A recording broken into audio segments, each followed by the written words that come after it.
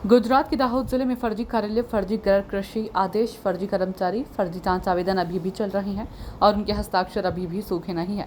दाहोद जिले के लिमखेड़ा तालुका के डेगबाड़ा ग्रांटेड निवासी बख्शी पंच आश्रमशाला में फर्जी ऑनलाइन उपस्थिति और फर्जी अभिभावकों के खाते में बच्चों की छात्रवृत्ति राशि जमा करना। दाहोद जिले के लिमखेड़ा तालुका के डेगबाड़ा अनुदानित निवासी बख्शी पंच आश्रमशाला में सार्वजनिक प्रस्तुति के बाद एक मीडिया प्रतिनिधि ने औचक जांच की। स्कूल के प्रिंसिपल सुरेश भाई मोती भाई पटेल 31 अगस्त 2024 को यूनिट टेस्ट की जांच कर रहे थे। ऐसा क्यों है? बताया कि ऑनलाइन उपस्थिति 156 पूर्ण है, रजिस्टर संख्या 150 ऑनलाइन उपस्थिति पूर्ण है और मात्र 37 बच्चे उपस्थित हैं। फिर पूछा गया कि 150 की उपस्थिति पूर्ण क्यों है, तो उन्होंने कहा कि हमें आश्रमशाला के बच्चों की 100% उपस्थिति सुनिश्चित करनी है, लेकिन हम 100% उपस्थिति नहीं हो सकती।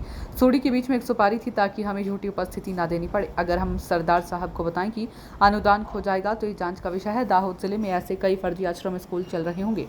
लोकमुख में चर्चा हो रही थी कि बच्चों की छात्रवृत्ति का पैसा डेगबाड़ा बख्शी पंच आश्रमशाला के प्राचार्य और स्कूल के रसोइया सुरेश भाई मोती भाई के पिछले खाते में जमा किया गया था।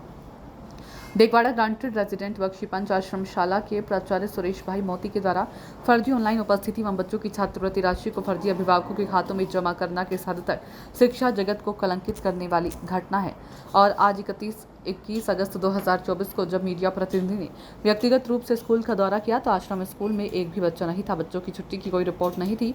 स्कूल ड्यूटी के दौरान छुट्टी देने का कोई परिपत्र नहीं था। दाहोद समाज कल्याण अधिकारी SM बारिया साहब, बच्चों को छुट्टी दी गई है तो क्या दाहोद जिला समाज कल्याण अधिकारी मौखिक रूप से स्कूल के प्राचार्य को सूचित कर छुट्टी दे रहे हैं? आचार्य सुरेश भाई मोती भाई पटेल ने कहा कि हम बच्चों से पैसे लेते हैं और बच्चों की यूनिफॉर्म ऑर्डर करते हैं। क्या आप वाकई आश्रमशालाओं के बच्चों के लिए सरकार द्वारा यूनिफॉर्म उपलब्ध नहीं करा रहे हैं? इसके अलावा उन्होंने प्राचार्य से दैनिक संचालन के बारे में पूछते हुए खुद कहा कि हमारे स्कूल का समय सुबह 10:30 बजे से शाम 5 बजे तक है, तो इन आश्रम स्कूलों का शैक्षणिक कार्य समय सुबह 10:30 बजे से शाम 5 बजे तक ही है। जी सर। हाँ जी।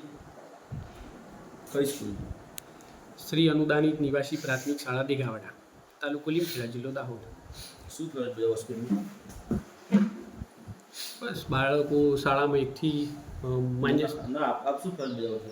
હું શાળામાં આચાર્ય તરીકે ફરજ બજાવું છું। શું નામ? પટેલ સુરેશભાઈ મોતીભાઈ। કેટલા વર્ષથી બજાવો? આ 24 એટલે 25મું વર્ષ રનિંગ ચાલે છે। કેવું આપણી સ્કૂલમાં કેવી રીતે કાર્યક્રમ બધા બાળકો ભણવાનું કેવું ચાલે છે? આમ તો જો અમારી માન્ય સંખ્યા 150 છે, એની સામે અમે દર વખતે 5, 10, 2, 4 વધારાના દાખલ કરીએ છીએ। આ વર્ષે 156 રજિસ્ટર સંખ્યા છે।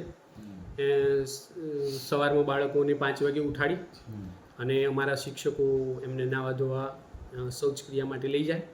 ત્યાર પછી બાળકોને નાસ્તો કરાવવામાં આવે। ત્યાર પછી બાળકોને જે શિક્ષકનો વારો હોય મિત્રનો, એ શિક્ષક એમને વાંચન લેખન કરાવે, પછી થોડી વાર અન્ય પ્રવૃત્તિ કરાવી અને પછી એમને જમવાનો ટાઈમ થાય એટલે જમવાનું આપે। પછી 11 થી 5 શૈક્ષણિક કાર્ય ચાલે। એમાં અમુક પ્રવૃત્તિઓ, પ્રયોગો છે, પછી નકશાઓ છે, જે વિષય પ્રમાણે આવતું હોય એ પ્રમાણે આપે એમ અને કરાવે। અને સાંજે 5 વાગ્યા પછી 1 કલાક રમત છોકરાઓને, પછી હાથ પગ ધોઈ નાહવાનું હોય એવું કરે બાળકો। ત્યાર પછી 6:30 થી 7ના ગાળામાં જમવાનું મળે અને પછી સાંજે પ્રાર્થના થાય।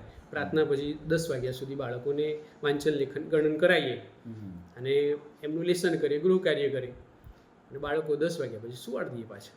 આમ તો સાહેબ તમારી શ્રેષ્ઠ શાળા છે, બધી રીતે નિયમિતતા બાળકોને ભણવા વ્યવસ્થિત બધી રીતે સારું છે, પણ આપને સાહેબ જે બાળકોને હમણાં 15 તારીખે એવી રજા આપી દીધી તે પરિપત્ર હતો સરકારનો? ના, 15 તારીખે નહીં આપી। કઈ તારીખે આપી? અમે જન્માષ્ટમી પર રજા આપી। તમે સાહેબ 15 તારીખે આપને ફોન કર્યો હતો તો 15 તારીખે એમ બોલ્યા હતા? ના, 15 તારીખે તો તમે આયા ધ્વજવંદન કાર્યક્રમમાં તો તમે આવેલા ને। અરે તમને મેં કહ્યું, તમે મને 21 તારીખે ફોન કર્યો।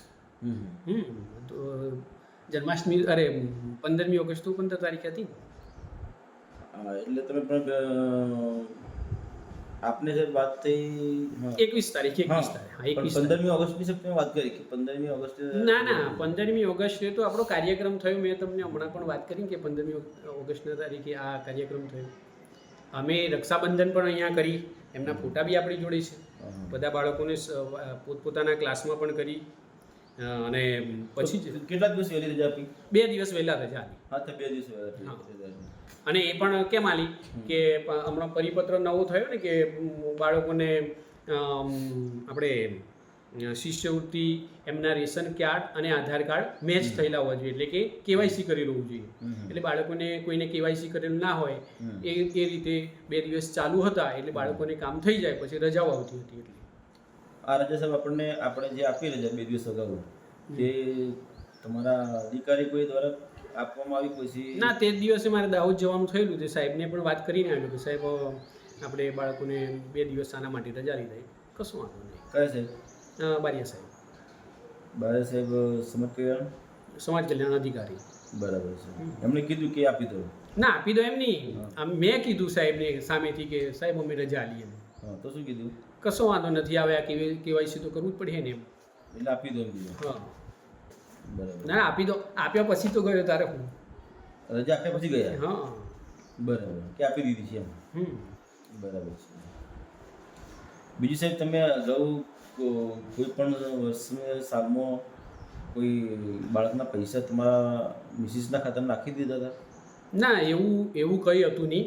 હા. જે રજિસ્ટર સંખ્યા હોય એમાં કોઈ બાળકોનું કેવાયસી ના થયેલું હોય, અથવા તો આધાર કાર્ડમાં કોઈ પ્રોબ્લેમ થયેલો હોય, અથવા તો ખાતા નંબરમાં કોઈ પ્રોબ્લેમ થયેલો હોય, અથવા તો ખાતા નંબર ના હોય ને એવા 1-2 બાળકો હતા, એમના વાલીને પૂછીને જ કર્યું. અને વાલીએ કહ્યું કે કશો વાંધો નથી સાહેબ, તમે કોઈના ખાતામાં નાખશો તો અમને મળે, તમારા પર વિશ્વાસ છે એટલે આપણે કર્યા કરે, અને આપી પણ દીધા વાલીને. પછી તમે તમારા મિસિસના ખાતામાં પૈસા નાખી દીધા? ના, બે ખાતા, 2 મારા રસોઈયાના ખાતામાં નાખેલા. 2 રસોઈના ખાતામાં નાખી? હા. અને એ એક ખાતામાં વધારે પૈસા જમા ના થાય એટલે એક ખાતું મારા મિસિસના ખાતામાં નાખેલું. અચ્છા, એક ખાતામાં નાખેલું. કેટલા જમા કરાયા હતા? એ વખતે કંઈક 600 કે એવા રૂપિયા હતા. બરાબર છે. તો અને સાહેબ એ તો બાળકોને આપી પણ દીધા ઉપાડીને પાછા. બરાબર, ના વાંધો નહીં. તો આમાં સાહેબ તમે વાલીનું ખાતું બંધ હોય તો એમના બીજા કોઈ દાદા દાદી કે એમના કોઈનો સંપર્ક કરીને એમના ખાતામાં નહીં નાખી? ના, એ બધો સંપર્ક કર્યો પણ ના રાગ આવ્યો એટલે જ કર્યું. મેળ ના પડ્યું એટલે જ કર્યું. ના, કે આપણે બાળકોના પૈસા શું કરવા યાર, આપણે આટલું કામ કરીએ છીએ, સેવાભાવી કામ કરીને આપણે શું કરવાની જરૂર છે? આમાં સર કોઈ સરકારનો પરિપત્ર છે કે સ્કૂલના આચાર્ય એના મિસિસના ખાતામાં પૈસા નાખવા બાળકોના શિષ્યવૃત્તિના? ના, એવો કોઈ પરિપત્ર નહીં, અને એવું હોય પણ ના હોય. અમને પણ ખબર છે કે આપણા બાળકના પૈસા અન્ય ખાતામાં ના નાખી શકાય, પણ ગૂંચવણ ઊભી થઈ એટલે પછી કર્યું. અને પૂછીને કર્યું પાછું. જે તો તમે આ રસોઈના ખાતામાં સાહેબ તમારા જે મિસિસ છે એમના ખાતામાં તમે પૈસા નાખ્યા, એ ગેરવ્યાજબી કહેવાય કે ના કહેવાય? એ ગેરવ્યાજબી જ કહેવાય. હા. પણ હું કહું તો ખરો કે વાલીને પૂછીને કર્યું કે ભાઈ હવે ના થતું હોય. અને ઉપરથી અમારી વખતે જે CRC હતા અને દાહોદમાંથી બી જે વર્ષે કેલ્ક્યુલેશન કરતા હોય ને એમાં છેલ્લે પ્રપોઝલ ના બનતા હોય ને એવા બાળકો જે રહી ગયા હોય, તો ગમે તેમ કરો ને એમ, કોઈ પણ હિસાબે પૂરું કરો ને એમ, તો પછી પૂરું કરવા માટે કર્યું એમ. અને આપણો કોઈ હેતુ નથી કે બાળકના પૈસા આપણે ખાઈ જવાય એમ, કારણ કે આપણે સેવા કરવા આવેલા છીએ. આપણે કોઈ ખોટું કામ કરતા નથી અને કરીએ પણ નહીં. બીજા કોઈ કર્મચારીના ખાતામાં પૈસા નાખવામાં આવેલા છે? ના, કોઈ ના મળે. આટલા 2 જ બાળકોના આટલા જ બાળકોના નાખવામાં આવેલા? ખાલી બધા થઈને 3 કે 4 બાળકના નાખેલા, એમાં એક બાળકના તો જમા પણ નતા થયા. તો 3-4 બાળકોના નાખેલા. અને એ થયા ને એ નથી થયા એના પણ ઉપરથી તો મેં તો આપી દીધા. આપણે કઈ વાંધો નહીં એમ. આનો સર પણ કોઈ પરિપત્ર છે ખરો કે નાખવો પૈસા તમારા? પરિપત્ર તો ના હોય, બધું ઓનલાઈન જ છે. અચ્છા, બરાબર, પણ ઓનલાઈનમાં ગૂંચવણ થઈ એટલે